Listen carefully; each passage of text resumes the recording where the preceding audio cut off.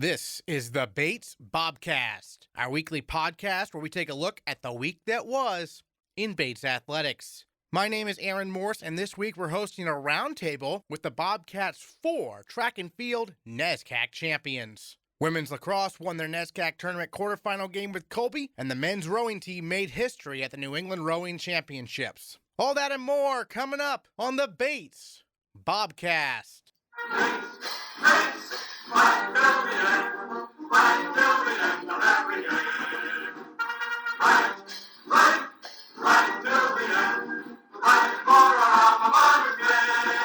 The men's lacrosse team won their final regular season game of the year last Wednesday, a 12-11 victory over Colby on the road. Bates traveled to 9th-ranked Middlebury on Saturday to take on the Panthers in the NESCAC quarterfinals. A tight game ended up going Middlebury's way by a score of 11-10. The NCAA tournament field is announced on Sunday, and we talk with head coach Peter Lasagna about the 12th-ranked Bobcats' chances and more. We don't talk about this a lot, but our guys are smart enough to know the implications of winning or losing that game and moving from a sure thing of an NCAA bid if we get that win, which we all thoroughly expected to get at every moment, and it now our fate being in some other people's hands. And so they took it really hard, as I would expect them to, and hope that they would. But they also, they understand that we are alive and that we are going to keep on practicing and that's the best thing for us to do no matter what. Let's put on the bracketology hat then. I'm sure you've been looking it over. I mean, obviously there's still other conference tournaments going on, but right now, what are you looking at in terms of the chances? Who are some of the teams on the bubble we should be looking out for this weekend? Yeah, the bracketology hat doesn't fit terribly comfortably on my head, but I have no choice but to wear it. Right now, I really believe we've got a very good shot. If Tufts wins out, which we very much hope and want them to do, okay, we are the only team in the North region with a win over Tufts. Mm-hmm. And so then the question becomes, obviously we have head-to-head losses to a couple of the other teams that are going to be considered, Bowdoin and Amherst specifically. Middlebury's already in, as far as I'm concerned. So then you go to strength of schedule, 1-loss record, record against top 20 opponents, big signature wins, and are there any bad losses? And so if you weigh all those criteria, I think our resume is as good or better than anyone else that is being considered. We want the tournament favorites to win. We want Ithaca to hold serve. We want Tufts to hold serve. We want, all of those things so there are no surprises. There's not an Endicott who jumps up, wins the tournament, and then so they get that AQ, but now we're fighting with Wennick. Now we're fighting with another team. Again, who I think our resume is as good or better. But that's where we are. And, a lot of people talk about, and certainly coaches in this league are painfully aware of, how many NESCAC teams will they take? Right. And is that a factor? It may be.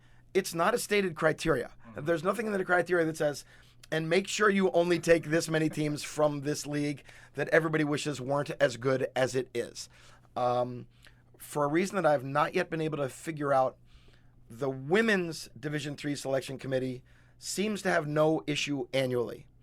If there are 5 or even 6 NESCAC women's team that are deemed to be NCAA tournament worthy, they are selected for the tournament.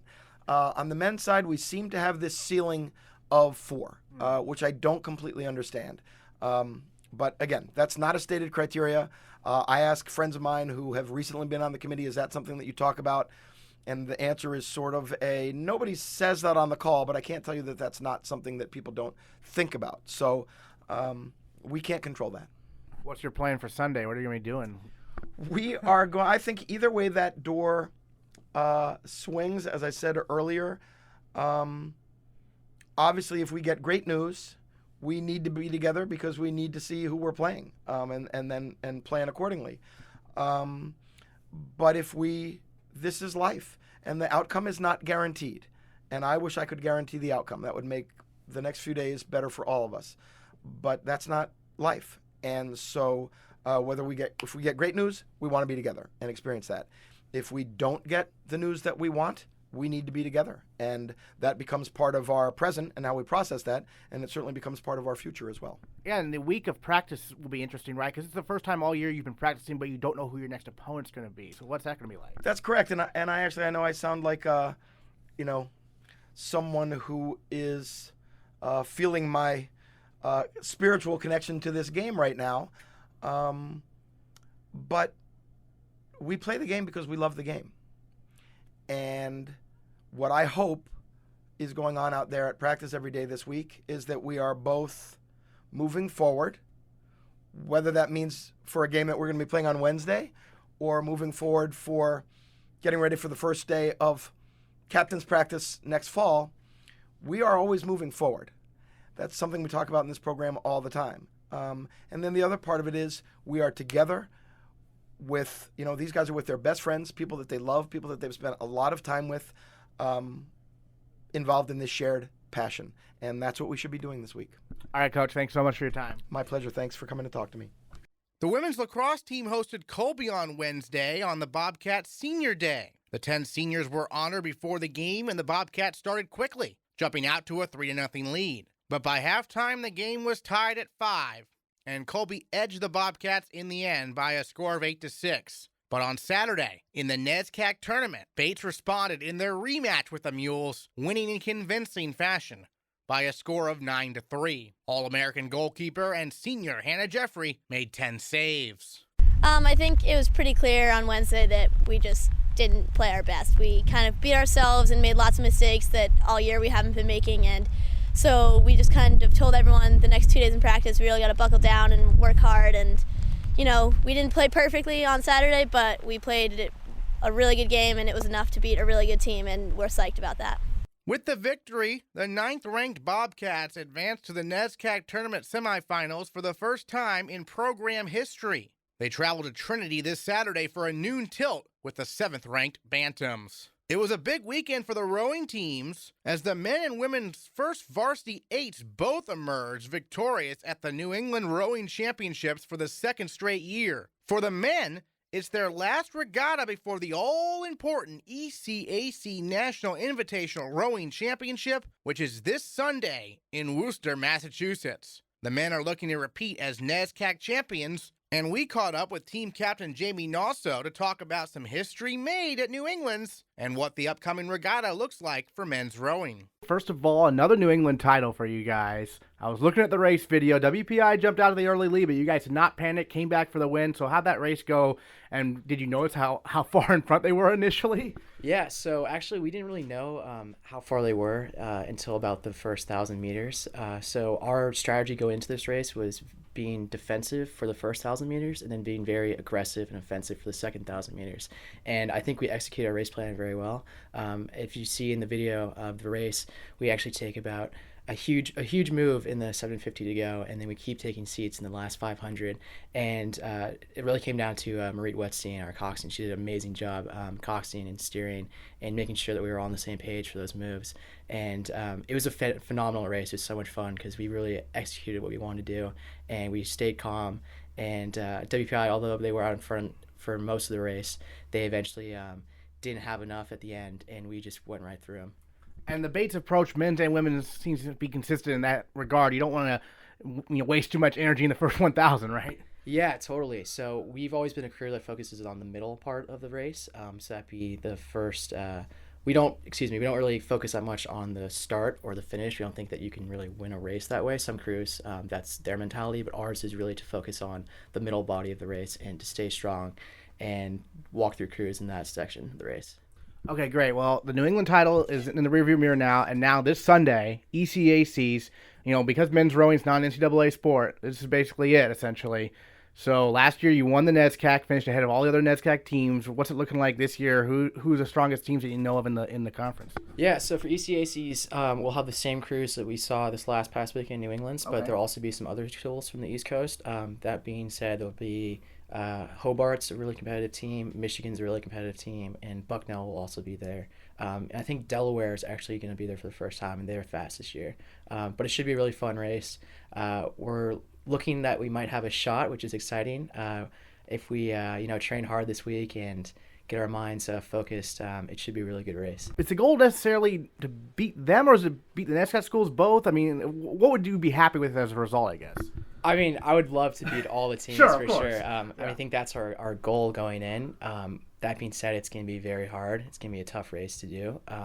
Obviously, we'd love to beat all the NESCACs again, get the NESCAC title, but we definitely are trying to aspire to higher things and definitely try and beat Michigan and Hobart this year. And what's it like having Michigan come in, like Michigan, like a huge school, and then you have Bates and Hobart and other smaller schools going up against like this gigantic program? Yeah, it can be a little daunting at times, especially when you see some of the size of the guys on the race course. I mean, they're huge. They have a very deep program.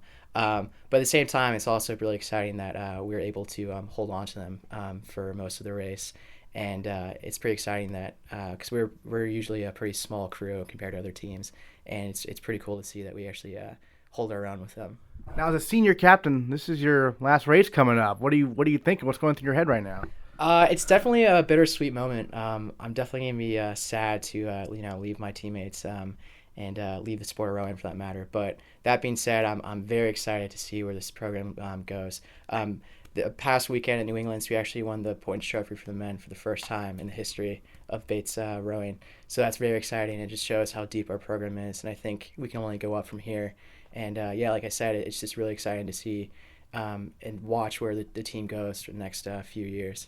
Yeah, could you expand on what you won for the first time? Yeah, for sure. So we actually won the points trophy, which is awarded to the team that gets the most cumulative points. And basically, points are awarded to teams that finished based on what place they finished. So the men's 1v boat, they finished first, so they get X amount of points for that race.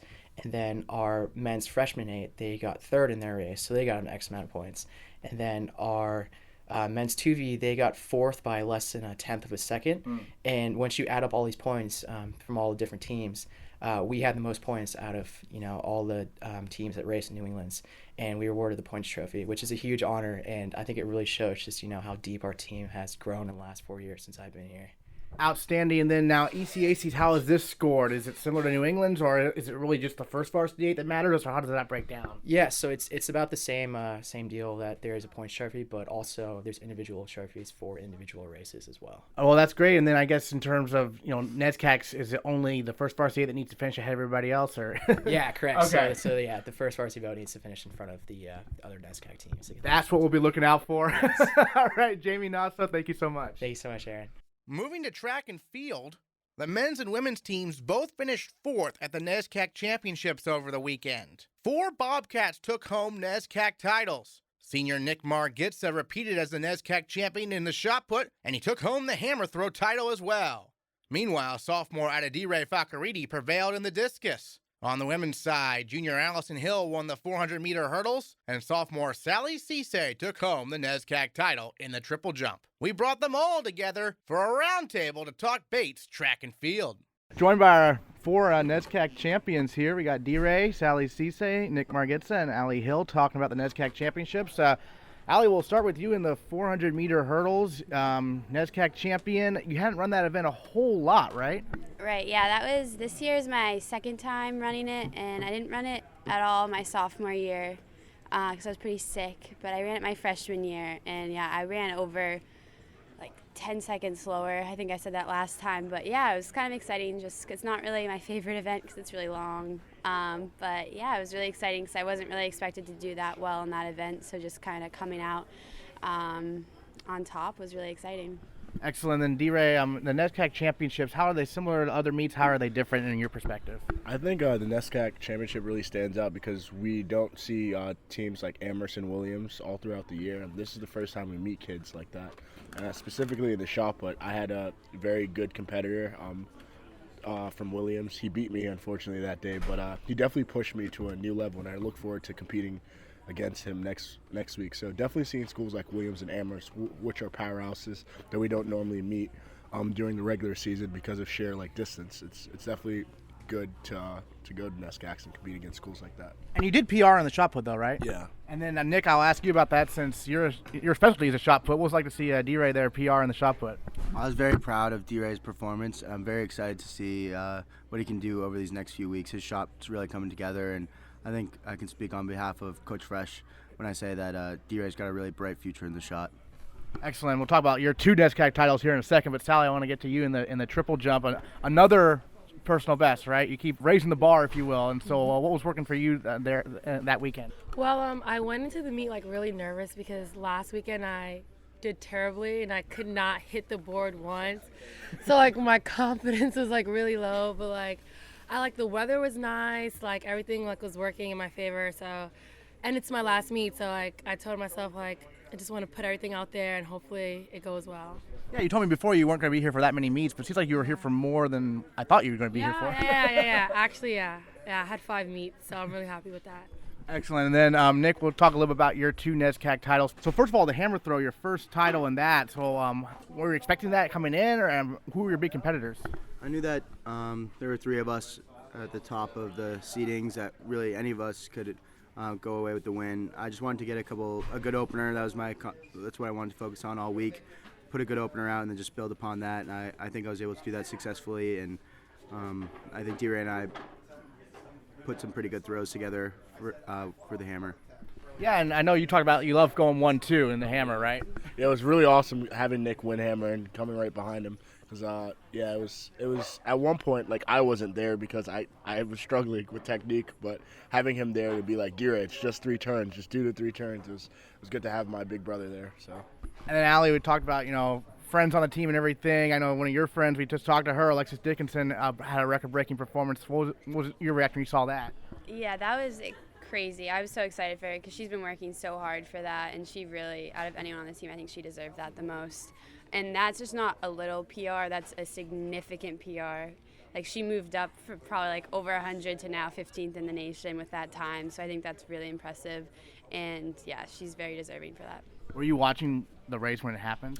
I was actually holding her blocks, so I knew she was close to the fastest girl, Alexis Harrison, and she's really fast. So I was like, if Alexis is up there, then I know she had a good time. So I kind of just ran up, and then I saw her time, and she looked really excited. So nice. And then Sally, going back to you. So now that you have to basically wait for a while, you're going abroad and then coming back. What's that going to be like? Oh, I'm really nervous. I'm going to spend my next few days here practicing and making sure I have everything down that I need to have. While I'm out there, I'm gonna try my best to work out. I'm gonna go on runs and do some, I don't know. I'm gonna have to talk to my coaches about that. I have no idea. But yeah, it should be fun. It should be interesting. Where are you right now in terms of the Nationals perspective? I'm 5th right now. So yeah, so that should be fun. Yeah, that's pretty good, right? Yeah. That's a good spot. Yeah, I feel secure, so I'm happy with that. D-Ray is currently miming the triple jump, I believe, on the table. Is that correct? That is absolutely correct. So we still have a few more meets before Nationals, and so what are you working on, I guess, in these upcoming meets? Yeah, I'm still I need to lower my time, I think, because right now I'm doing better in the 400 hurdles than the 100 hurdles, so I want to lower it on all the meets, which would be really good because I don't feel secure until I'm way up there. So I think I just gotta run a little faster, and I think going against especially the Division I teams when we go in Open New England will be a really good competition, and it'll help us do better. Yeah, Nick, as the lone senior actually here at the table, what's your perspective on the upcoming meets before Nationals? Well, I've got quite a lot of experience at these meets, and definitely going to Nationals indoor has given me perspective as to how I should approach these meets. It's just another meet, just like any regular season meet, and we just got to go in and take care of business and really get engaged with the competition and try to build off of the work we've put in through the preseason. So it should be pretty exciting. And doing 3 different events like both the throwers do here, I mean, what's going to be your main focus, D-Ray? Well, today in practice, my coach told me that I'm going to focus on disc and hammer moving forward because all those shots coming around, and it's a lot better. Realistically, I don't see myself going to Nationals this year for shot put. So he definitely wants me to take advantage of the competition I'm going to have in Open New England's with D1 athletes to kind of push those marks a little farther. Okay, great. Well, thanks again for our NESCAC champions joining us. We got D-Ray in the discus. We got Sally Cisse in the triple jump, Nick in the shot put and the hammer throw, and Allie Hill in the 400-meter hurdles. Thanks so much again. Our female and male Bobcats of the week also come from the track and field programs. Senior captain Alexis Dickinson shattered Bates' 100-meter dash record with her second-place time of 12.14 seconds at the NESCAC Championships, 0.28 seconds lower than the previous mark. Her program record-setting performance makes Dickinson our female Bobcat of the week. You shattered the program record in the 100-meter dash. What allowed you to go so fast this past weekend? I think it's been 4 years putting in a lot of hard work. It all finally just came together, nice weather, and I was really excited about this meet in particular. I was running against some of the fastest girls in the country, so it was a great opportunity to get a fast time. And it goes by so quickly. It's 12 seconds, basically. So, like, when you're running, did you realize how well you were doing, or when did it hit you you've done so well? It's actually funny. So all my best races I don't really remember. So it was like 10 meters before the finish line, and I realized there was only one other person in front of me, and this girl's really fast. So I kind of realized in those last 10 meters that this was going to be a really good time for me. And when do you hear the times, and what was your reaction when you heard yours? So the times come up on the screen afterwards, but they're like behind where you finish. So I hadn't seen it, and a kid on my team told me before I had seen it.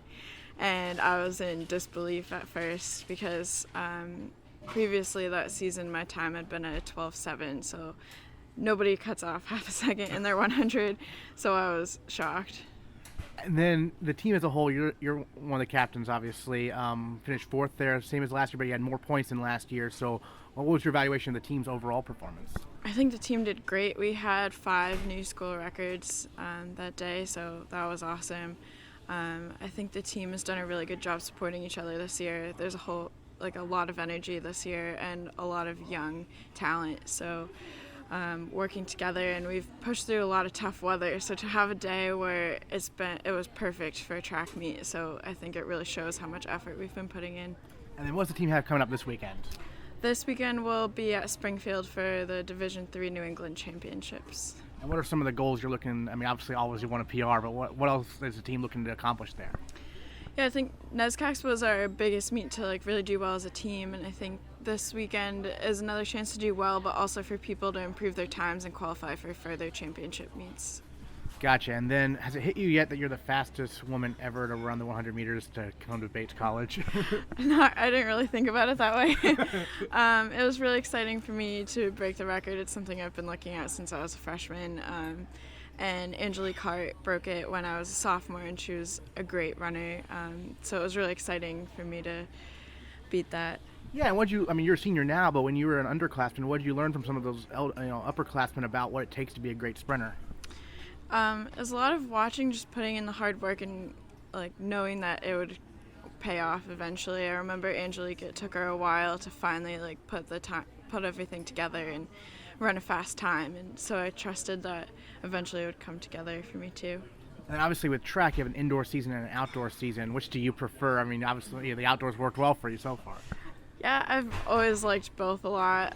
For a while, the 60-meter dash was my favorite, but this year, outdoor has been going really well for me, and I've really enjoyed it. And then, looking back on your time here at Bates, I guess, you're from Brunswick, and so what's it like going to school fairly close to home? It's really cool to continue to be part of the main track community. There's some girls that I've been racing for over 8 years, so it's fun to see each other and, compete against each other, but also to cheer for each other. It's been really cool. I know obviously one of your teammates, Allie Hill, who you've been running with since middle school, we've talked about her before, but what was your reaction when you saw that she was a NESCAC champion? I was so excited. She went out so well in that 400 hurdle race, and to see her finish as well as she did, it was really exciting. And like you said, we've been running together since we were in middle school, so it's great to cheer for each other and be there for each other. So only a few more meets for you. As a senior, so what are some of your personal goals in the next few meets? Personal goals, just continue to get my times down, I guess. In the past 2 weekends, I've had 2 really big PRs, so just continuing from there, maybe placing at some of the championship meets. Okay, and then as a senior, I gotta ask, what are your plans for after college? Do you have any yet? Yeah, I do. I'm going to be working at McLean Hospital. It's in Belmont, Mass., so right outside of Boston. I'll be working as a research assistant there. So you got it all lined up. Yeah. Yeah, luckily. How nice it is to be able to just focus on running right now, basically. It's very nice. I'm doing sport term too, so track is really all that I'm doing right now. Excellent. Okay, well, just thoughts on the NESCAC Championships. Anything else you wanted to point out about the team and everything, and how you guys did?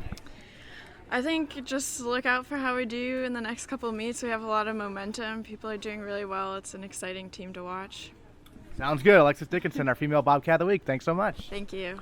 Junior captain Jeffrey Jones set a personal record and moved into second place on Bates' all-time performance list in the triple jump with a top effort of 47 feet, 1.5 inches at this weekend's NESCAC Championships. He finished second in the event at NESCAC's and is our male Bobcat of the week. What I need to work on coming back from abroad, so I went abroad to Japan, so coming back, it's pretty out of shape. So really just needed to work on getting in shape, getting faster, being able to carry speed down the board. So indoor season was pretty shaky, but sort of gotten to a point where I'm in decent enough shape to pull off some good things. So you studied abroad in Japan. What was that like for you? It was pretty awesome. It was a fantastic experience, and it's fantastic enough that I'm thinking about going back and doing the JET program, stay there for a few years.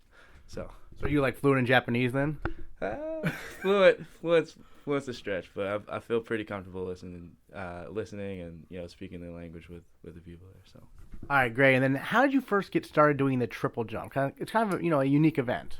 Yeah, it's a pretty unique story too. I never did the triple jump before college, and so last year was my first year doing it. And one of our coaches, Calvin, Calvin is like our sprint and jumps coach, and he was looking at me over the fall, and I had never really been like the fastest person, so like I had always just kind of, because I've played football for a while, so I guess he was just thinking that the athleticism would carry over into it, and he suggested to Coach Fresh that I do the triple jump, and it happened, and I just started to get better, and here we are now. And what are some of the keys to being a good triple jumper? I mean, you're really athletic. Yeah, no, like I think it's just something you really have to stick with, and you have to. It's important to be patient with yourself, because it's a really technical thing, and so you have to make sure you're not in your head and that you're also in the moment when you're competing, because that allows you to pay attention during each phase and make sure you're just really feeling good traveling down the lane, because it's something where like you could extend your leg at the wrong time and like tear an ACL. So it's pretty technical, but I really like it, and you just really have to live in it. So I the drills and all that stuff is so important. What's it like being a captain of a very large team as a junior? That was pretty surprising this summer. We voted for captains, and I really think I would get it, but then coming back has been pretty cool. I really love the team, and really love being there to support them, and so it's been really awesome. We have 5 other captains, so it's like a family, and it's really cool to be able to work with those guys, and hopefully next year that means we have some solid leadership up top, and yeah, so I mean being a captain has been crazy. It's been awesome. Now, as an upperclassman, I know there was a first year who's also doing the triple jump. How much have you been working with him? We're working with him a lot. So Isaiah, we have 2 guys that joined during outdoor season, and that was Isaiah Seatram from the basketball team and McCoy from the football team. Okay. And it's been awesome working with them. Isaiah just they both had really amazing weekends this past weekend. Both PR'd and moved up into the 13-meter range, which was awesome. So I'm looking forward for them, because one of the guys PR'd enough to qualify for ECACs, which is basically the last meet until nationals. So he has a lot more time and opportunity to improve. So we'll see. That's great. And how much do you pay attention to the all-time top 10 list? You're second, and you're within a foot of first. I have to say I paid a lot more attention to it last year, and I ended up actually ended up getting into second last year during outdoor states, and I ended up injuring myself. And I think that was a lesson for me to not pay so much attention to the numbers and to the mark, but also to pay more attention to how I feel when I'm doing the triple jump. And so that's been a lot more beneficial for me, and I felt good all year and haven't really had any issues with injuries. So this year the numbers aren't that important, but it's also really cool, to like when your coach comes up to you on the bus and he's like, hey, you're number 2 all time and you improved, that's always good. So I guess the numbers are more just like a reference to see where I am, and I try not to be too excited about it. Sure, and then you're a junior now, but tell us, how did you first know about Bates, decide to come to Bates back in the day? Well, I went to school in Atlanta, so I went to like a really good private school there, and I was really lucky for that. And then Lee Weisenberg actually came down to Pace, which is where I went to school, and she really pitched Bates, and Bates also brought me up for Preface. That was a program that they were doing, sort of similar to Prologue, but just having the opportunity to come up here to Maine and see something I'd never seen before was really awesome. And so choosing Bates was kind of a no-brainer for me, because it was a nice way to get away from home and nice people up here too. Did you know right away you wanted to do track and field or football here? So I started out doing football. Yeah. I did the preseason and everything was looking good, and I was really excited. And then I ended up getting a concussion, so it was like my third one, and so I kind of had to make the decision between track and football. So I always say, that was probably, I don't know, it was probably a fortunate accident, Blessing in disguise, if you will. Yeah. It allowed you to focus on track. Yeah, and because I didn't originally plan on running track. The idea was talked about because I had done it in high school, and I was particularly focused on the 400 in high school, and the 4x4 relay. We actually won the state championship then. So freshman year, that was all I was doing was running 400s. But that's terrible. That's terrible. So I'm really lucky to have been good at being able to be good at jumping. So. All right. Well, great. Well, Jeff, our male Bobcat of the week, congrats again on your great performance at NESCAC in the triple jump. Thanks a lot. The baseball team wrapped up NESCAC play this weekend, taking 2 of 3 from rival Colby before dropping a makeup game to Tufts in 12 innings on Sunday. In Saturday's doubleheader sweep of the Mules, Bates won by scores of 3-1 and 9-3. First-year Daniel Truly recorded 5 hits and 4 runs batted in. Meanwhile, senior Evan Zopek went 4 for 9 at the plate, including his first collegiate home run. It was late innings. It was 2 outs, no one on. 1-0 count.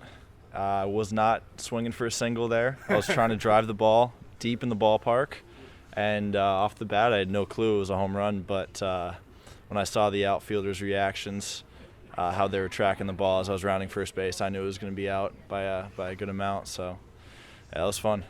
And I know, this being your senior season, what have you been working on kind of at the plate throughout the year? 'Cause I know it was a struggle at first, but you've started to swing the bat better here recently. Well, a lot of it came down to just I was hitting the ball hard right at people. Mm-hmm. A lot of hard contact that wasn't resulting in hits. But just the last couple weeks, I've just been loose, just trying to enjoy my last couple weeks playing baseball, trying to stay back, drive the ball deep in the ballpark. Made a couple swing adjustments, staying back on my backside longer to try to hit the ball deeper, and it's just paid off. Ball's finally started to go through holes for me.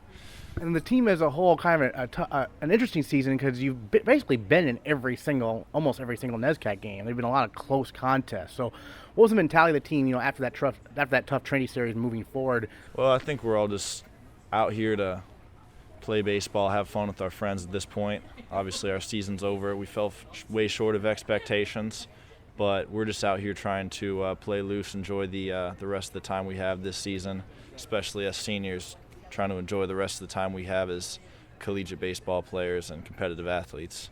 And what did it say about the team you were able to bounce back and get those 2 games against Colby over the weekend? That must have been nice against the rival, right? Yeah, it's always big to at least say we're the best team in Maine in the NESCAC this year, taking 2 or 3 from both Bowdoin and Colby.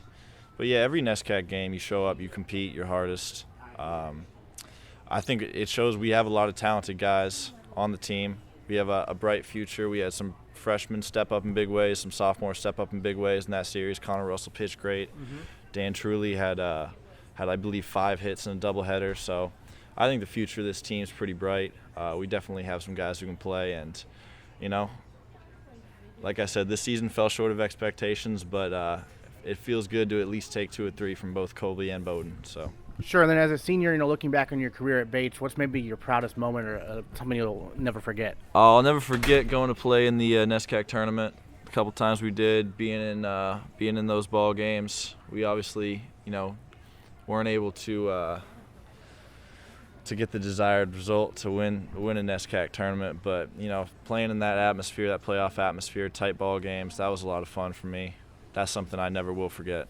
Evan, thank you so much for your time, and congrats again on your first career home run there in college and the series win against Colby. All right, Aaron, thank you. Next time on the Bates Bobcast, we'll see just how far the women's lacrosse team can advance in the NESCAC tournament, and we'll let you know the status of both lacrosse teams' NCAA tournament hopes. All will be revealed on Sunday. Will the men's and women's rowing teams repeat as NESCAC champions? And how will the track and field teams fare at the New England Division III Outdoor Championships? We'll recap it all next time on the Bates Bobcast.